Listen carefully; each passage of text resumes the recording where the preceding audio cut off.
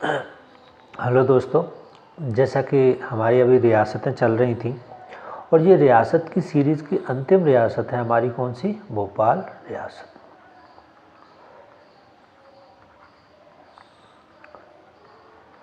हमने अभी तक जितनी भी रियासतें पढ़ी, जैसे सबसे पहले जैसे कि गोंडवाना रियासत, फिर बुंदेलखंड, फिर बघेलखंड, फिर उसके बाद होलकर रियासत और ग्वालियर, और अंतिम रियासत है वो हमारी कौन सी है? भोपाल रियासत। भोपाल रियासत पढ़ें तो भोपाल रियासत में सबसे पहले हम समझेंगे कि इस रियासत में जो क्वेश्चन बन सकते हैं वो किस तरीके से बनेंगे। जैसे 3 मार्क्स में आपसे पूछा जा सकता है कि सबसे पहले शासकों के बारे में पूछा जा सकता है, ठीक है। जैसे दोस्त मोहम्मद खां, ठीक है, दोस्त मोहम्मद खां के पुत्र हुए जैसे, ठीक है।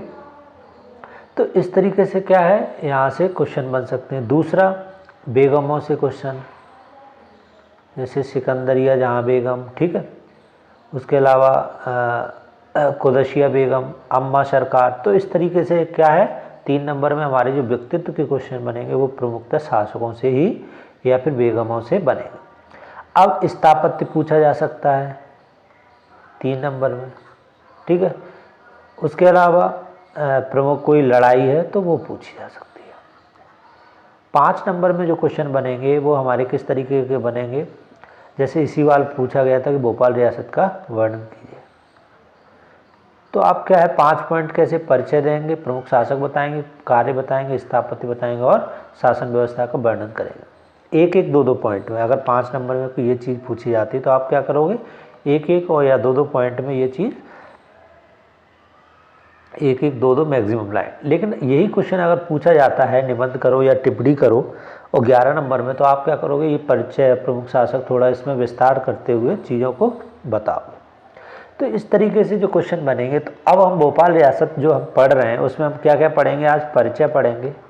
परिचय में कैसे, किस तरीके से भोपाल रियासत, देखो ये क्या है, प्राचीन में क्या है, गोंडवाना रियासत का भाग था। गोंडवाना रियासत का भाग था। किस तरीके से यहाँ पे जो कमलापति हैं, ठीक है, कमलापति के शासन को हड़प लेता है कौन, दोस्त मोहम्मद खान, और किसकी, भोपाल रियासत की नींव डालता है। अब इसकी जो रियासत की नींव है वो कब, 1924 में, 1724 में इसकी नींव डालता है।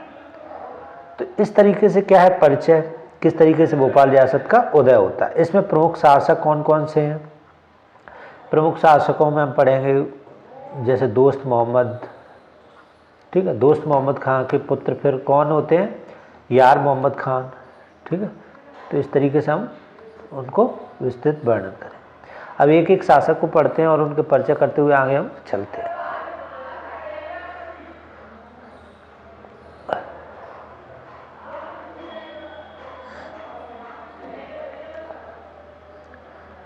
अब भोपाल रियासत क्या है, मध्यकालीन में भोपाल रियासत क्या प्रथम श्रेणी की एक महत्वपूर्ण रियासत थी। यहाँ के शासन क्या थे, सब मुसलमान थे, तो इस्लाम धर्म के अनुयायी थे, ठीक। फिर 100 वर्षों तक यहाँ बेगमों ने शासन किया। भोपाल राज्य की स्थापना कब होती है, देखो इसमें कई है, बहुत सी किताबें 1722 लिखती हैं, कोई 1723 लिखता है। यूट्यूब मतलब आपको ऑनलाइन ये कंटेंट 1724 भी मिल जाएगा। तो आप जो वैलिड है या ऑथेंटिकेशन है वो 1724 को मानते हैं। अगर आपसे पूछा जाता है कि भोपाल रियासत की स्थापना कब होती है तो 1724 ईस्वी में होती है, ठीक है। इसका जो संस्थापक था वो कौन था, अफगान नागरिक था जो दोस्त मोहम्मद खान था, ठीक है।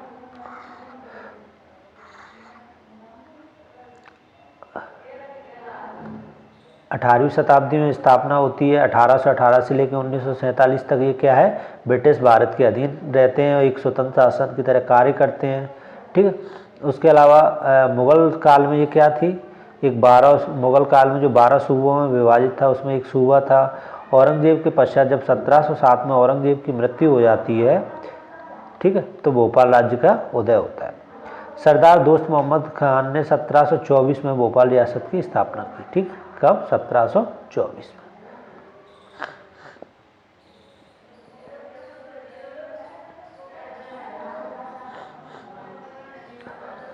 अब इसमें जो प्रमुख शासक हैं कौन कौन से हैं, एक एक शासक को हम पढ़ेंगे।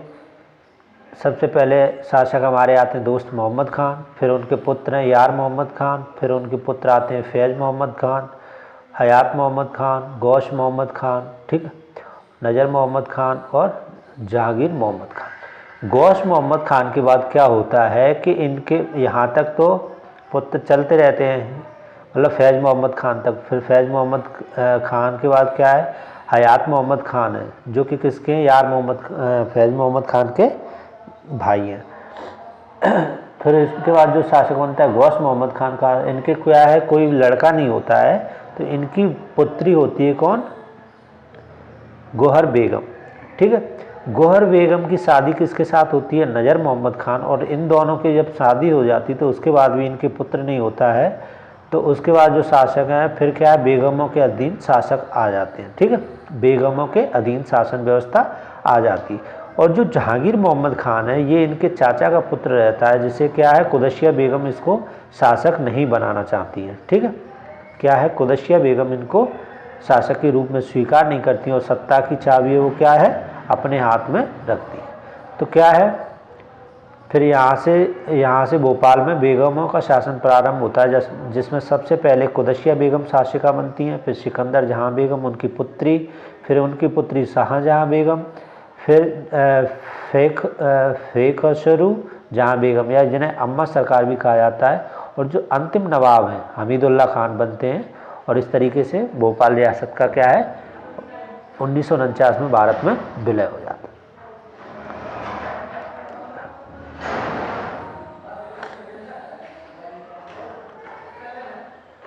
अब भोपाल रियासत को पढ़ें तो एक ये जो शासन शुरू होता है उसमें कहीं ना कहीं गिन्नौरगढ़ रियासत का एक प्रमुख योगदान रहता है। तो क्या होता है, देखो भोपाल रियासत का जो उदय है वो किस तरीके से होता है, गिन्नौरगढ़ की जो शासिका रहती हैं कमलापति। अब कमलापति का परिचय क्या होता है कि ये गौड़ नरेश हैं, कौन, गौड़ नरेश हैं, कौन, निज़ाम साहब। उनकी 7 बीवियां रहती हैं, कितनी, 7 बीवियां। उनमें एक बीवी है, उसका नाम क्या है, कमलापति। तो क्या होता है, कमलापति के पति की मृत्यु कौन कर देता है, उनका भतीजा, जिसका नाम क्या है, शाह आलम भी कहा जाता है, यह कहीं कहीं क्या है, चैन सिंह भी जिसका नाम मिलता है। तो क्या कर देता है, ये जहर देता है किसको, निज़ाम शाह को, जिससे निज़ाम शाह की क्या हो जाती है, मृत्यु हो जाती है।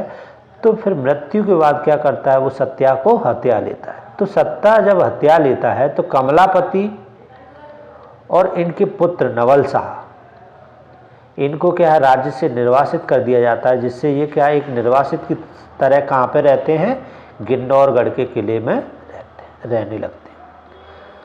चूँकि पति की धोखे से मृत्यु हुई तो ये अपना बदला लेना चाहती हैं, और ये क्या है, इस बदले में किसको शामिल करती हैं, यार मोहम्मद खां को शामिल करती हैं। जो कि यार मोहम्मद खां क्या है, ये क्या करता है, अपनी सेना किराए से भी देता है, ठीक है, पैसे के लिए युद्ध भी करता है। तो ये क्या करता है, रानी कमलापति को क्या है, आश्वासन देता है कि हम तुम्हारी सहायता करेंगे, जिसके लिए क्या एवज में रानी कमलापति इसको 1 लाख रुपए देने का वादा करती है। तो वो क्या करता है, चैन सिंह को युद्ध में मार देता है, और रानी कमलापति क्या है, 50,000 रुपये इसको दे देती हैं, और भोपाल का कुछ भाग, मतलब भोपाल का कुछ क्षेत्र क्या है, इसको दे देती है। 50,000 रुपये के एवज में भोपाल क्षेत्र का कुछ भाग इसको दे देती है, किसको, दोस्त मोहम्मद खान को। अब जब दोस्त मोहम्मद खान को कुछ भाग दे देता है, फिर बाद में ये कहा जाता है कि इसका संघर्ष किसके साथ होता है, कमलापति के साथ दोस्त मोहम्मद खां का। तो पहले संघर्ष में रानी कमलापति बनाम दोस्त मोहम्मद खां चलता है। फिर जब दूसरा संघर्ष होता है तो क्या है, दूसरे संघर्ष में ये कहा जाता है कि जो गिन्नौरगढ़ की शासिकाएं वो काफ़ी सुंदर रहती हैं, ठीक है। तो जो दोस्त मोहम्मद खां इन्हें क्या करना चाहता है, इन्हें अपनी पत्नी बनाना चाहता है, ठीक है, जिसका ये पुरजोर विरोध करती हैं और इनका क्या है, संघर्ष प्रारंभ हो जाता है, ठीक है। तो क्या होता है कि जो नवल शाह हैं, नवल शाह इनके पुत्र हैं, उसके और दोस्त मोहम्मद खां के बीच में जब संघर्ष शुरू होता है तो नवल शाह 16 वर्ष की आयु में क्या होता है, मारा जाता है। और वो क्या करता है, पूरे भोपाल रियासत या फिर जो जितना भी रानी दुर्गावती का शासन था उस पूरे पे कब्जा कर लेता है और पूरे भोपाल पे कब्जा कर लेता है, ठीक है। जब पूरे भोपाल पे कब्जा कर लेता है तो इसका परिणाम ये निकलता है कि दोस्त मोहम्मद खां समूचे भोपाल पे मतलब अधिकार करने के साथ साथ क्या है, रानी को अपने महल जो कि कमलापति महल है वहाँ पे जल समाधि लेनी पड़ती है। क्या कर लेती है ये, जल समाधि ले लेती है। तो देखो कमलापति को यहाँ पढ़ना जरूरी नहीं था, मैंने इसलिए पढ़ा क्योंकि ये अभी न्यूज़ में है तत्काल, 2 साल से हम देख रहे हैं, 2020, 21, 22 से काफ़ी न्यूज़ में। जब भी पीएम आएंगे या फिर तुम्हारे होम मिनिस्टर आएंगे, अमित शाह वगैरह यहाँ आते हैं भोपाल में। और सबसे बड़ी बात जो तुम्हारा हबीबगंज स्टेशन है उसका नाम अब क्या कर दिया गया है, रानी कमलापति रेलवे स्टेशन। तो ये क्या है, टॉपिक थोड़ा न्यूज़ में है, काफ़ी इनका अभी नाम चल रहा है, ठीक है। और गौड़ जनजाति को लुभाने के लिए इन्हें थोड़ा और प्रोत्साहन दिया जा रहा है। तो इस तरीके से इनका प्रमुख योगदान है भोपाल रियासत में, तो इन्हें आप याद रखना। अब जो असली कहानी है वो शुरू होती है किससे, दोस्त मोहम्मद खां।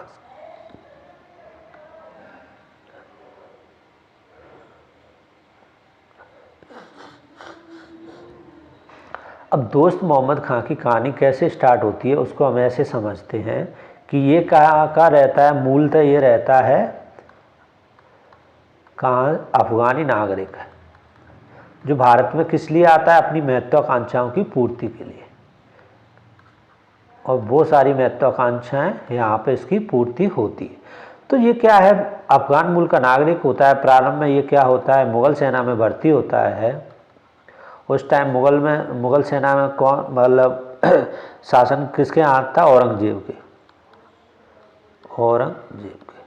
और ये अपना औरंगजेब का विश्वासपात्र बन जाता है।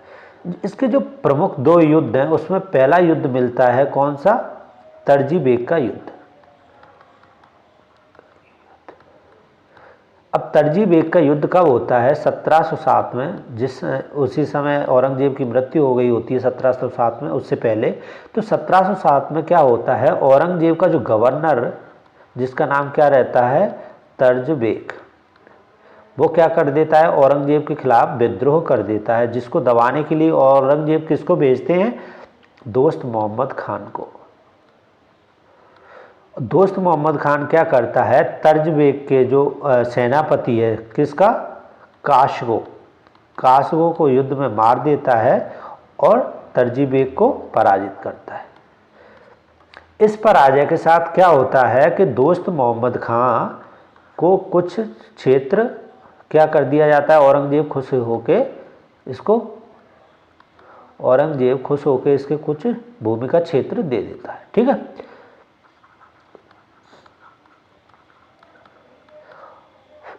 जब भूमि का क्षेत्र दे देता है तो इस तरह के ये क्या कर लेता है, अपना आधिपत्य जमाता जाता है, ठीक है।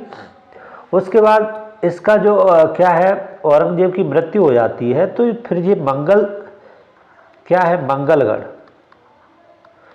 मंगलगढ़ के आनंद सिंह सोलंकी, एक राजपूत रहते हैं आनंद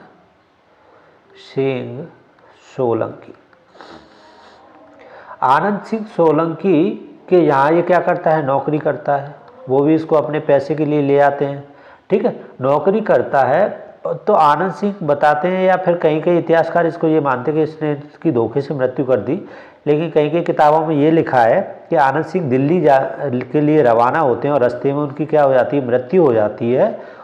और जब उनकी मृत्यु हो जाती है तो ये पूरा जो आनंद सिंह की संपूर्ण संपत्ति है वो अब किसके हिस्से पड़ जाती है, दोस्त मोहम्मद खान के। और ये क्या है, वेशरिया पर अधिकार कर लेता है, ठीक है। तो स्टार्टिंग इसकी इस तरीके से बनी। फिर इसका जो द्वितीय है जहाँ से भोपाल रियासत का उदय होता है वो होता है गिन्नौरगढ़ पर आधिपत्य से। गिन्नौरगढ़ के आधिपत्य, सॉरी, गिन्नौरगढ़ पर क्या होता है, गिन्नौरगढ़ के शासक जो रहते हैं कौन, निजाम शाह। मैं जो बता चुका हूँ कि इसके कमलापति के पति हैं निजाम शाह, और पैरेलल में इनके जो भतीजे हैं क्या है, चैन शाह। ठीक है, इनके मध्य ये क्या करते हैं, अपने चाचा को जहर दे देते हैं जिसमें इनकी मृत्यु होती है। ठीक है, फिर क्या है, कमलापति आती हैं, दोस्त मोहम्मद खां से हेल्प मांगती हैं। ठीक है, और दोस्त मोहम्मद खां क्या करता है, इनकी सहायता करता है और चैन सिंह भी युद्ध में मारा जाता है। तीसरा स्टेप क्या होता है, ये कमलापति के पुत्र जो नवल शाह है उसके साथ संघर्ष इसका शुरू होता है, और नवल शाह 16 वर्ष की आयु में क्या है, दोस्त मोहम्मद खां इसको मार देता है। जब नवल शाह मृत्यु में मारा जाता है तो कमलापति क्या करती हैं, आत्महत्या कर लेती हैं, और पूरे भोपाल राज्य है उस पर किसका कब्जा हो जाता है, अब दोस्त मोहम्मद खां का। तो ये क्या है, गिन्नौरगढ़ का आधिपत्य में यही सारी घटनाएं होती। अब दोस्त मोहम्मद खां के बाद जो अगला शासक आता है वो आता है यार मोहम्मद खां, जो कि इसका बड़ा बेटा रहता है। ठीक है, तो यार मोहम्मद खां के समय ऐसा कोई विशेष कार्य नहीं होता है, सबसे इनका जो परिचय है क्या है आप देख लें। ठीक है, दोस्त मोहम्मद खां का बड़ा बेटा है ये। ठीक है, राजधानी ये क्या करता है, इस्लाम नगर को भोपाल राज्य की राजधानी बनाता है। इसके समय सबसे क्या है, मराठाएं बहुत मजबूत हो चुके होते हैं, तो इसके राज्य में बस यही है, क्या याद रखना है, इसके समय मराठाओं का बहुत आक्रमण हो। इसने स्थापत्य के लिए क्या है, अपने दोस्त जो पिता कौन, दोस्त मोहम्मद खां का मकबरा बनवाया, जो कहाँ है, भोपाल में है, गांधी मेडिकल कॉलेज के बगल में, और जो 8 स्तंभों पर आधारित एक मकबरा है। ठीक है, जो चारों तरफ से खुला है। दोस्त मोहम्मद खां के बाद आते हैं गौश मोहम्मद खां।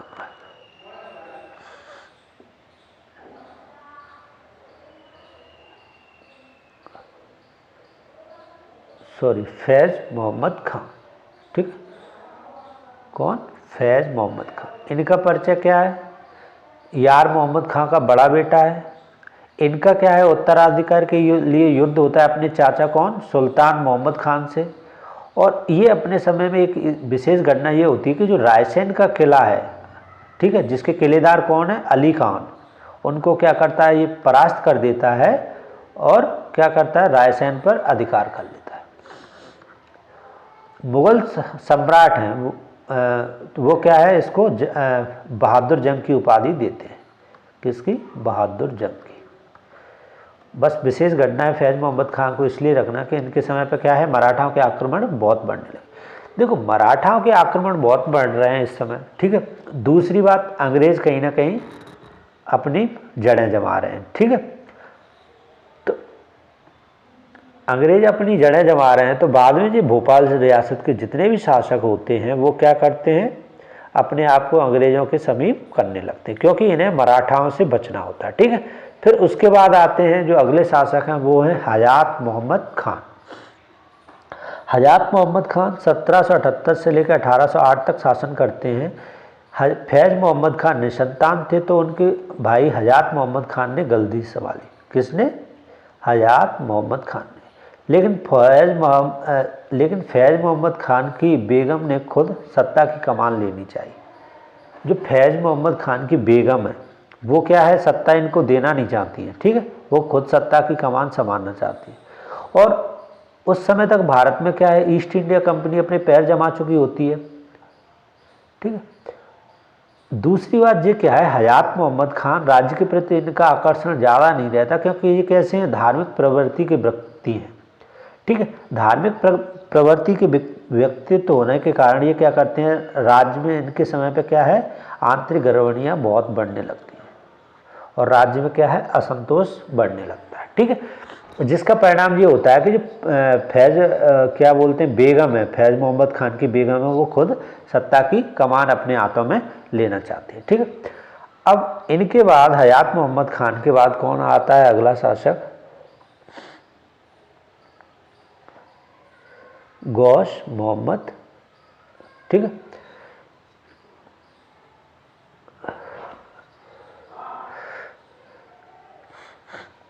गौश मोहम्मद खान का परिचय क्या है, हयास मोहम्मद खान की मृत्यु के बाद उनका बेटा कौन, उनका बेटा गद्दी संभालता है, लेकिन क्या है ये भी उतना प्रभावशाली नहीं रहता है। कौन, गौस मोहम्मद खान। और इसके समय जो क्या है राज्य में जो नवाबों की वास्तविक शक्ति है वो क्या होती है, समाप्त हो जाती है, और ये किसकी तरफ, अंग्रेजों की तरफ या फिर ईस्ट इंडिया कंपनी की तरफ आकर्षित होने लगते हैं। उसका कारण ये होता है कि इन पे मराठा बार बार आक्रमण कर रहे होते हैं, जिससे क्या है राज्य कहीं ना कहीं कमज़ोर हो रहा होता है। ठीक है, तो ये क्या है, ये अपने साथ, ये अंग्रेजों के साथ मिलने लगते हैं। ठीक है, अब इनके बाद जो शासक बनते हैं वो कौन है, नजर मोहम्मद खां। अब गौस मोहम्मद खां के क्या होता है, गौस मोहम्मद खां के एक वजीर का पद नियुक्त करते हैं। किसका, वजीर का। और इनकी पुत्री रहती है कुदसिया बेगम। कौन, कुदसिया बेगम। इनके पुत्र नहीं हुआ होता, किसके, गौस मोहम्मद खान की। तो ये क्या करते हैं, एक वजीर को नियुक्त करते हैं, और वजीर के साथ ये क्या करते हैं, जो वजीर है उसको शासन की बागडोर, जिसको आज की डेट में हम पीएम बोल सकते हैं। ठीक है, तो वजीर को नियुक्त करते हैं, क्योंकि इनके क्या नहीं होता है, पुत्र नहीं होता है। तो वजीर का पुत्र जिसका नाम क्या है, नजर मोहम्मद खान, क्या है, नजर मोहम्मद खान। नजर मोहम्मद खान जो रहता है उसकी शादी किसके साथ हो जाती है, कुदसिया बेगम के साथ हो जाती है। तो इस तरीके से यहाँ पे क्या होता है, गौस मोहम्मद खान, यहाँ से शासन शुरू होता है, वो बेगमों का शासन होता है, और इन शासकों में एक लंबी श्रृंखला चलती रहती है, इनके पुत्र नहीं होते हैं। उसके कई रीजन होते हैं, ये एक तो इनकी धार्मिक प्रवृत्ति होती है। ठीक है, दूसरी बात, इस समय तक क्या है, बेगमें अपने आप को बहुत मजबूत कर चुकी होती हैं। ठीक है, अब यहाँ से घटना क्या घटती है कि जो नजर मोहम्मद खान है, जो कि अगले शासक बनते हैं,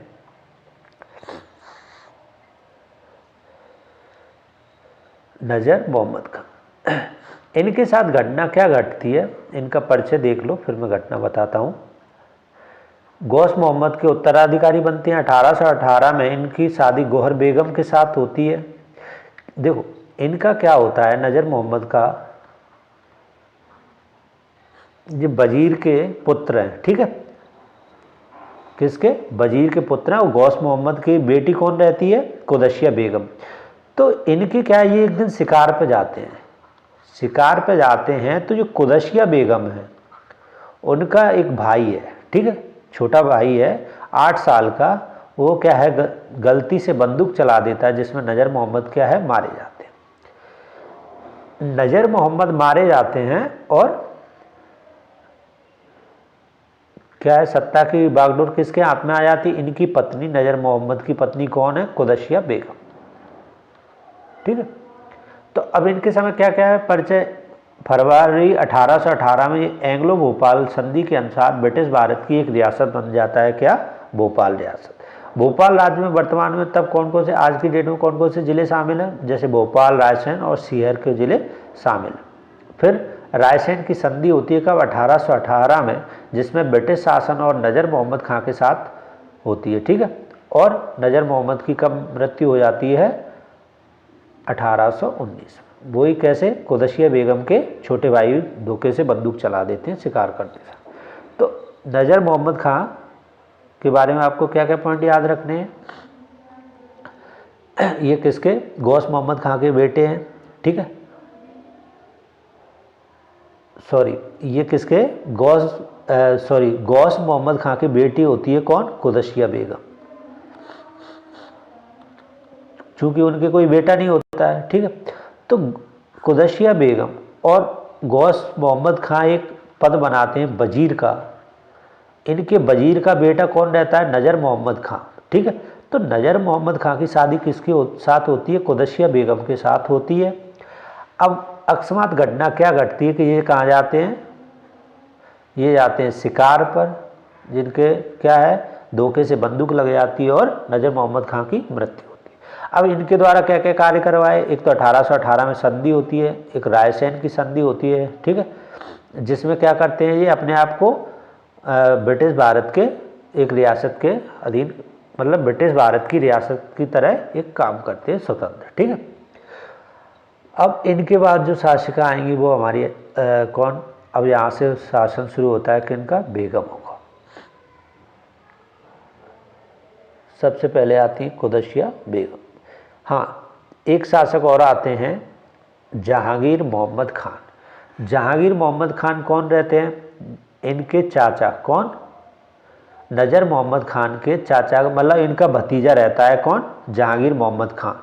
अंग्रेज और भोपाल के कुछ जो मतलब सामंत तरीके के रहते थे, उन्होंने कहा है क्या, जहांगीर मोहम्मद खान को शासक बनाना चाहा, लेकिन इसका विरोध कौन करता है, कुदसिया बेगम इसका विरोध करती हैं, और फिर क्या करते हैं, अंग्रेज कुदसिया बेगम को शासिका बना देते हैं, और जहांगीर मोहम्मद खान को क्या है, पेंशन दे दी जाती। तो ये कोई वैसे इम्पोर्टेंट नहीं है, बस एक तरीके के फ्लो, पूरे शासक पढ़ रहे हैं तो थोड़ा फ्लो ना टूटे, इसलिए मैंने इनको भी इंक्लूड कर लिया। ठीक है।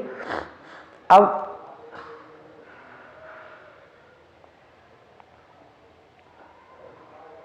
भोपाल में बेगमों का शासन शुरू होता है कब, 1819 से लेकर 1926 तक, 107 साल तक शासन करती हैं।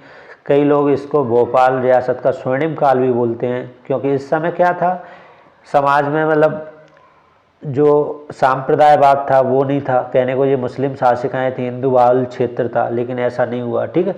तो कौन कौन सी अपनी शासिकाएं रही हैं, कुदसिया बेगम, सिकंदर जहां बेगम, शाहजहां बेगम, के खुसरू जहां बेगम, जिन्हें KSS से भी याद रख सकते हैं। ठीक है। अब एक एक करके हम बेगम, सबसे पहले कुदसिया बेगम की बात करेंगे।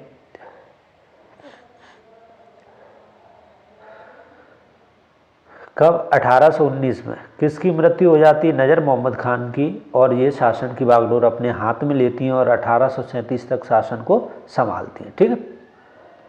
क्या होता है, घटना आपको पूरी बता ही चुका हूँ। नवाब नज़र मोहम्मद खान की मृत्यु हो जाती है अकस्मात, और भोपाल के जो पॉलिटिकल एजेंट रहते हैं कौन, मेजर हैनल ने रियासत की शक्ति किसको दे दी, कुदसिया बेगम को। वह भोपाल की पहली महिला शासिका थी। उसके अलावा ये इन्होंने पर्दा प्रथा का अंत किया। ठीक है। विवाह इनका किसके, नज़र मोहम्मद का के साथ होता है, बता ही चुका हूँ। प्रमुख कार्य, कल्याणकारी कार्य, कई जल स्रोतों का निर्माण करवाया। उसके बाद स्थापत्य में 1820 में जामा मस्जिद व गोहर महल, क्या क्या, जामा मस्जिद और गोहर महल का निर्माण कराया। कुदसिया बेगम काल के शासन काल में सभी जो राज्य के धर्मों के साथ इनके किसी के साथ मतभेद नहीं थे। इनके बाद जो शासिका आती हैं कुदसिया बेगम के बाद, वो इनकी पुत्री आती हैं, उनका नाम क्या रहता है, सिकंदर जहां बेगम।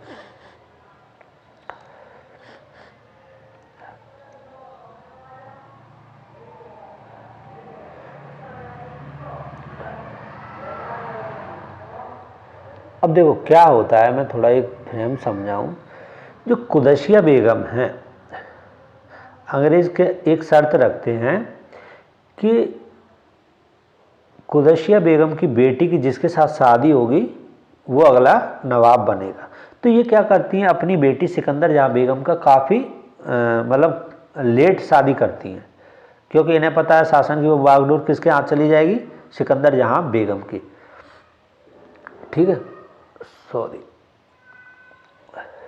तो सिकंदर जहां बेगम का परिचय क्या है, इनका परिचय ये है कि कुदसिया बेगम की मृत्यु के पश्चात ये सत्ता की बागडोर संभालती हैं और अपनी मां के साथ प्रारंभ में शासन करती हैं।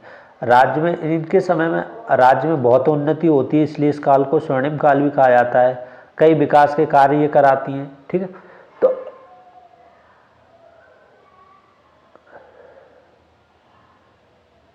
अब इनके समय जो कार्य हैं, प्रमुख कार्य, वो क्या क्या हैं, राजनीतिक सुधार इन्होंने किए, सैन्य सुधार किए, राजस्व सुधार किए। हम उनको एक एक फ्रेम में पढ़ेंगे। ठीक है। अब देखो एक थोड़े स्टोरी टाइप में समझें कि क्या होता है। 1819 में कुदसिया बेगम, ठीक है, कुदसिया बेगम जिनकी शादी होती है नज़र मोहम्मद से, ठीक है, के साथ इनकी शादी होती है। नज़र मोहम्मद क्या है, 1819 में अकस्मात या दुर्घटनावश मारा जाता है। क्योंकि शाही परिवार शिकार पर जाता है तो मारा जाता है, ठीक है।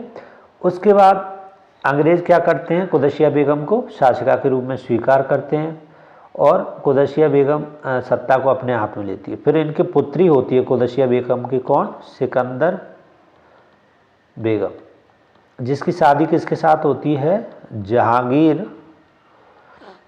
मोहम्मद के साथ। किसके साथ, जहांगीर मोहम्मद के साथ। उसके बाद कुदसिया बेगम और जहांगीर मोहम्मद, इनके क्या है, मतभेद बढ़ जाते हैं, ठीक है। तो ये नवाब है, ये क्या करता है, कुदसिया बेगम ये जो जहांगीर मोहम्मद है, पहले तो इनकी माँ सिकंदर बेगम की माँ कुदसिया बेगम के साथ मतभेद होता है, फिर आगे चल के किसके साथ मतभेद हो जाता है, सिकंदर बेगम के साथ। तो ये क्या करता है, नवाब दोनों को बंदी बनाने का प्लान बनाता है और इस प्लान का पता किसको चल जाता है, इन माँ बहनों को। तो ये क्या करती हैं, नवाब को बंदी बना देती हैं और जेल में डलवा देती हैं, ठीक है। तो इस तरीके से इनकी स्टोरी बनती है।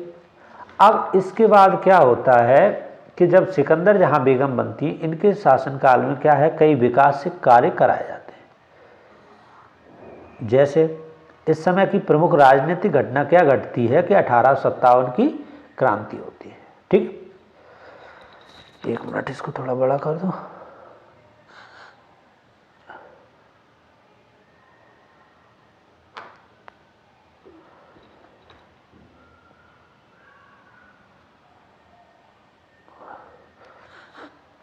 राजनीतिक कार्य क्या होता है, 1857 की क्रांति होती है। 1857 का जब विद्रोह होता है तो ये क्या करती हैं, अंग्रेजों के साथ मिलकर विद्रोह को दबाती हैं और उसके साथ ये सीहोर, सागौर या सागर और बुंदेलखंड क्षेत्र में ये क्या कर देती हैं, विद्रोह का पूर्णतः दमन कर देती है, ठीक है। उसके अलावा 1861 में जबलपुर में क्या लगता है, एक दरबार लगता है जिसमें किसको, सिकंदरिया बेगम को आमंत्रित किया जाता है और उसी दरबार में गवर्नर, जो कि उस समय गवर्नर कौन था, लॉर्ड कैनिंग, लॉर्ड कैनिंग इनकी तारीफ करता है और कहता है, क्या कहता है, राज्य जिसे हमारे विरोधियों द्वारा धमकी दी गई। मतलब उस समय देखो जो आस पड़ोस के राज्य थे वो 1857 की जैसे झांसी हुई, मतलब बहुत सारी रियासतें, वो क्या अंग्रेजों के बुंदेलखंड, बघेलखंड और जो तुम्हारी गोंडवाना रियासत, वो क्या है, अंग्रेजों के विरुद्ध लड़ रही थी। लेकिन एक भोपाल एक ऐसा इकलौता राज्य था, वो क्या था, अंग्रेजों का समर्थन कर रहा था। अंग्रेजों का समर्थन कर रहा था वो तक भी ठीक है, ये विद्रोहियों का दमन भी कर रहे। तो क्या है, तो जो लॉर्ड कैनिंग है वो इनसे बहुत, मतलब अंग्रेज इनकी जो वफादारी है उससे बहुत प्रभावित हुए। तो इन्होंने सिकंदर जहां बेगम के बारे में कहा था, राज्य जिसे हमारे विरोधियों द्वारा धमकी दी गई। और रानी कुदसिया बेगम, मतलब बेगम क्या थी, एक महिला होने के बावजूद भी उन्होंने क्या साहस, क्षमता और सफलता के साथ अपनी नीतियों द्वारा क्या किया, मार्गदर्शित किया। तो इस तरीके से लॉर्ड कैनिंग इनकी तारीफ करता है। दूसरा, अंग्रेज इनको क्या है, 1861 में 1861 में अंग्रेज क्या करते हैं, इनको स्टार ऑफ द इंडिया का, स्टार ऑफ द इंडिया का सर्वोच्च, जो भारत का सर्वोच्च पुरस्कार था, वो किसको देते हैं, सिकंदर जहां बेगम को देते हैं। उसके अलावा 1864 में ये क्या करती हैं, मक्का की तीर्थ यात्रा करने वाली पहली महिला शासिका होती है, ठीक। इसके अलावा इन्होंने सैन्य सुधार में क्या किया, सेना को मजबूत किया, स्थायी सेना का गठन किया, राज्य को 3 जिलों और 21 परगनों में इन्होंने विभाजित किया, प्रत्येक जिले में एक नजीम और उसके अधीन आमिल और थानेदारों की नियुक्ति की। उसके अलावा राजस्व सुधार में इन्होंने क्या किया, राजकीय आय में वृद्धि हेतु क्या, सवार और पैदल अधिकारियों की नियुक्ति करती है ये। सामाजिक सुधारों में इनके समय बहुत से सामाजिक सुधार किए, जैसे सड़कों का निर्माण करवाया, किले का पुनर्निर्माण करवाया, शिक्षा के प्रसार हेतु 1860 में ये क्या करती हैं, रेगुलर स्कूल खोलती हैं। उसके अलावा अलेक्जेंड्रिया हाई स्कूल खोला इन्होंने, स्त्री शिक्षा हेतु विक्टोरिया स्कूल, गर्ल्स स्कूल खोला। उसके बाद चिकित्सा व्यवस्था, जो कि यूनानी चिकित्सा पद्धति को इन्होंने क्या किया, बढ़ावा किया। और 1854 में, कब, ये डेट आप भले ही याद ना रखें, 1854 में ये क्या करती हैं, चिकित्सा विभाग की विभाग की स्थापना करती हैं और यूनानी चिकित्सा अधिकारी की नियुक्ति करती हैं।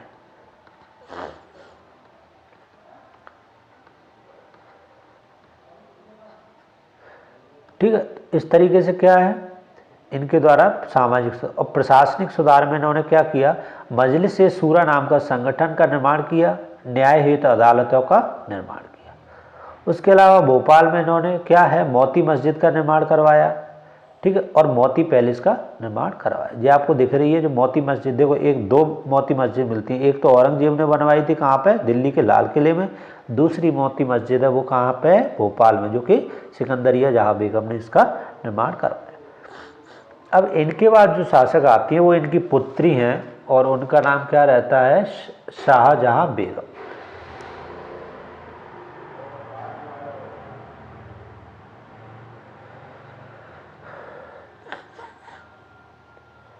शाहजहां बेगम शासका बनती हैं।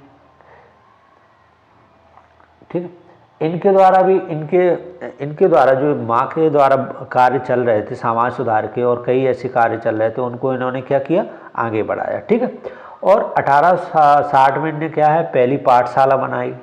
ठीक, 1860 में क्या करी, इन्होंने पहली पाठशाला बनाई। उसके अलावा योग्यता के आधार पर इन्होंने पद दिया, योग्यता के आधार पर पद दिया। ऐसा नहीं था कि मुस्लिम शासिकाएं थी तो जो इनके बड़े बड़े उच्च पद पे थे वो कौन थे, हिंदू थे। ठीक है, तो इन्होंने क्या है, योग्यता को प्रेफरेंस दिया, ना कि धर्म को। ठीक है, तो सांप्रदाय की भावना इस पूरे पीरियड में एक चीज़ जो सबसे ज़्यादा देखने को मिलती है वो ये कि भोपाल में सांप्रदायिकता का बिल्कुल विकास नहीं हुआ था। मतलब एक सौहार्दपूर्ण पूरा वातावरण था। ठीक है, उसके अलावा इन्होंने क्या किया, कसर ए सुल्तानी पैलेस, जो कि सोफिया पैलेस के नाम से है, जिसको आज सोफिया कॉलेज कहते हैं, उसका निर्माण कराया। इन्होंने ताजुल मस्जिद का निर्माण कराया। उसके बाद होशंगा और भोपाल, कहाँ, होशंगाबाद और भोपाल के मध्य ट्रेन चलाई। इन्हें 1872 में क्या नाइट ग्रैंड कमांडर भी बनाया गया, शाहजहां बेगम को। तो जो इनकी सिकंदर जहां बेगम, जो उन्होंने अपने विकास के कार्य थे उनको उनकी बेटी ने क्या किया, उनको आगे बढ़ाया। तो सुधार कार्य में क्या क्या पढ़ेंगे हम, अब देखो यहाँ से जी क्वेश्चन जो बनेंगे वो सिकंदर जहां बेगम भी पूछ सकते हैं, इनके सुधार कार्य भी पूछ सकते हैं 5 नंबर में। तो सुधार क्या है, भोपाल रियासत में पहले इन्होंने जनगणना करवाई, रेलवे का विकास करवाया भोपाल से इटारसी। ठीक है, 1884 में जमात ए हामी नामक विभाग बनाया, जो कि क्या है, कानून व्यवस्था को देखता था। उसके अलावा महिलाओं हेतु एक अलग से हॉस्पिटल था, पुरुषों के लिए एक अलग से हॉस्पिटल था। तो जो महिलाओं के लिए था वो क्या, मेटिसंस डाउन, और पुरुषों हेतु प्रिंस ऑफ वेल्स अस्पताल इन्होंने अलग अलग बनवाए। ठीक है, प्रशासनिक सुधारों में इन्होंने क्या किया, प्रशासनिक सुधारों में इन्होंने सबसे पहले राज्य परिषद का क्या किया, आधुनिकीकरण किया। फौजदारी और दीवानी कानून दोनों के लिए क्या किया, अलग अलग कानून बनाए और उनका प्रसारण करवाया। राजस्व सुधार के लिए इन्होंने क्या किया, राज्य का विभाजन तहसीलों और थानों में किया। उसके अलावा भोपाल में सिंह एक कहोरी विभाग की स्थापना करी। उसके सिंह कहोरी विभाग क्या होता था जी, किसानों को कर्ज देते थे। ठीक है, तो इस तरीके से इन्होंने राजस्व, जब किसानों की आय में वृद्धि होगी तो राज्य की आय में भी वृद्धि होगी। उसके अलावा इन्होंने क्या किया, राजस्व एवं स्वास्थ्य क्षेत्र में कई कार्य किए। स्वास्थ्य क्षेत्र में क्या क्या कहा, प्रिंस ऑफ वेल्स की विभाग की स्थापना करी। महिलाओं के स्वास्थ्य हेतु अलग से लैंसडाउन विभाग की स्थापना करी। उसके बाद सैन्य सुधार, सेना को आधुनिक बनाने पर जोर दिया। अब इनका स्थापत्य में योगदान देखो, एक स्थापत्य में इनका अभूतपूर्व योगदान था। इन्होंने क्या है, विशाल मिनी शहर का निर्माण करवाया, जिसे कि शाहजहानाबाद भी बोला जाता है। ठीक है, उसके बाद ताजमहल बनवाया, जो कि आगरा के ताजमहल से बिल्कुल भिन्न था। ठीक है, तो भोपाल में इन्होंने ताजमहल बनवाया, जो कि आप गूगल सर्च करके देख सकते हैं। ठीक है, उसके अलावा नूर मस्जिद, बेनजीर मंजिल, नूर महल, निसात मंजिल, नवाब मंजिल, आली मंजिल जैसे कई इन्होंने स्थापत्य के कार्य करवाए। सबसे प्रमुख स्थापत्य में आप ताजुल मस्जिद, आपसे 3 नंबर में पूछा जा सकता है कि ताजुल मस्जिद के बारे में बताइए, तो आप क्या बताएंगे कि इसकी अवस्थिति क्या है, किसने बनवाई। ठीक है, और कहाँ पर स्थित है। अब इनके बाद जो शासिका आती हैं वो भी इनकी बेटी हैं, वो क्या है, शासिका बनती हैं। उनका नाम है बेटी जो रहती हैं सुल्तान जहां बेगम।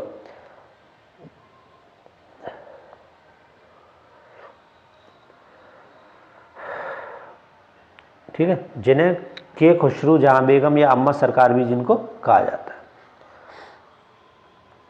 क्या होता है, शाहजहां बेगम के देहांत के उपरांत उनकी पुत्री सुल्तान बनती है। इनके काल में भोपाल रियासत का आधुनिक काल भी कहा जाता है। राज्य को 3 भागों में बांटा है इन्होंने, निजामत ए जुनून, निजामत ए मतरी और निजामत ए मगरिब। प्रत्येक निजामत तहसील से मिलकर बना होता है।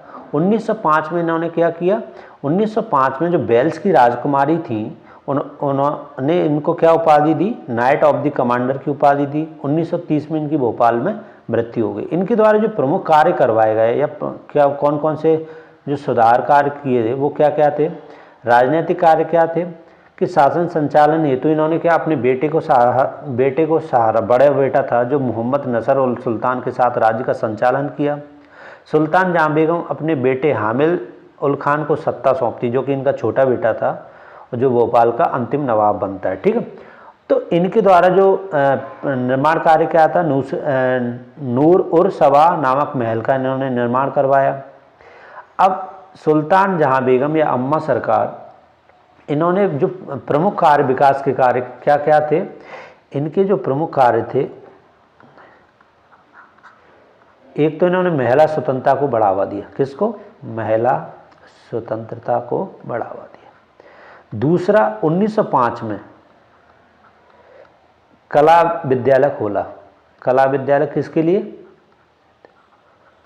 जो विधवा थी, विधवा और निराश्रित, विधवा और निराश्रित जिनका कोई सहारा नहीं था। ठीक है, किस 1905 में उनके लिए क्या करती हैं, ये कला विद्यालय खुलवाती हैं। 1914 में ये अखिल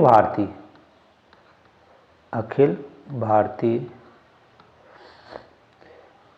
मुस्लिम महिला सम्मेलन की क्या बनती हैं, अध्यक्ष बनती हैं। मुस्लिम महिला सम्मेलन की अध्यक्ष बनाई जाती है। ठीक है, उसके बाद 1918 में ये क्या करती हैं, जो सांची के स्तूप हैं, ठीक है, सांची के स्तूपों का संरक्षण करने हेतु टेलर जो कि उस समय रहता है, तो उससे उसकी सहायता से ये क्या करती हैं, सांची के स्तूपों का संरक्षण करवाती हैं।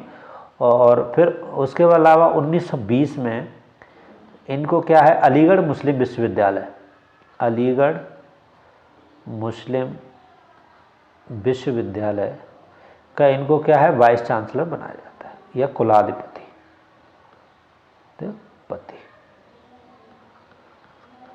ठीक है, तो आप देख सकते हैं आधुनिक क्यों कहा जाता है, क्योंकि इन्होंने महिलाओं की स्वतंत्रता के लिए योगदान दिया। 1905 में इन्होंने कला विद्यालय खुलवाया। 1914 में अखिल भारतीय मुस्लिम महिला सम्मेलन का आयोजन करवाती हैं, जिसकी ये अध्यक्ष होती हैं। और इन्होंने जो पुरातत्व के जो अवशेष हैं या पुरातत्व की जो इतनी मॉन्यूमेंट साइट हैं उनके संरक्षण को बढ़ावा दिया। उसके अलावा 1920 में क्या करती हैं, ये अलीगढ़ मुस्लिम यूनिवर्सिटी की कुलाधिपति इनको बनाया जाता है। ऐसे मतलब कुलाधिपति बनने वाली ये पहली महिला रहती है। ठीक है, भारत की। इन्होंने कई आत्मकथाएं लिखी, जैसे बच्चों की परवरिश, दूसरी हिजाब एक तीर्थ कथा,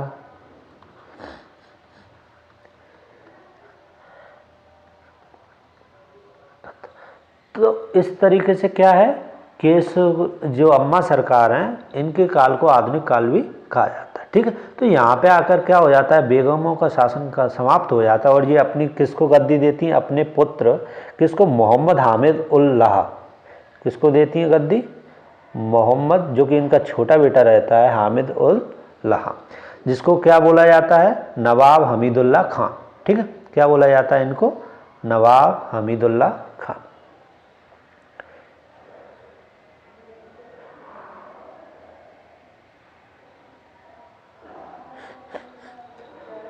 ठीक है, तो इनका परिचय क्या है, अम्मा सरकार के बेटे रहते हैं उपाधि इफ्त खान उल मुल्क की लेते हैं। इनने जो प्रमुख कार्य थे वो पुरातत्व विभाग की स्थापना करवाते हैं, चैम्बर ऑफ प्रिंस की स्थापना करवाते हैं।